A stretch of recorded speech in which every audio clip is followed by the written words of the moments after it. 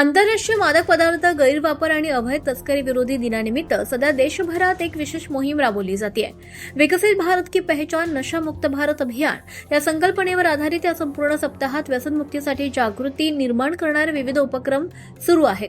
याच मोहिमेचा एक भाग म्हणून अकोला जिल्ह्यात व्यसनमुक्तीच्या क्षेत्रात सातत्यानं काम करणारी एक सामाजिक संस्था युवा व्यसनमुक्ती जनसमितीच्या वतीनं अकोला तालुका आणि जिल्ह्यात वेगवेगळ्या उपक्रमांचा धडाका सुरू आहे. लोकांपर्यंत हा संदेश प्रभावीपणे पोहोचवण्यासाठी संस्थेनं अनेक पारंपरिक आणि आधुनिक माध्यमांचा वापर केलाय.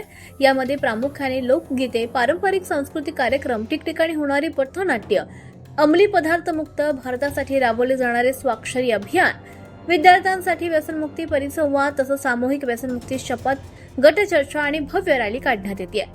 याचसोबत तरुणाईला जोडण्यासाठी ऑनलाईन पोस्टर मेकिंग आणि घोषवाक्य स्पर्धांचं देखील आयोजन करण्यात आलंय. या मोहिमेच्या शुभारंभ प्रसंगी युवा व्यसनमुक्ती जनसमितीचे अध्यक्ष अमरदीप सदाशिव, अजय बाहुरवाग, सचिव ऋषिकेश झिने, राहुल तायडे, प्रवीण बाहुरवाग, सचिन शिरसाट, गोकुळ बाहुरवाग आणि निलेश खडसाण यांच्यासह अनेक युवक आणि युवती मोठ्या संख्येने उपस्थित होते.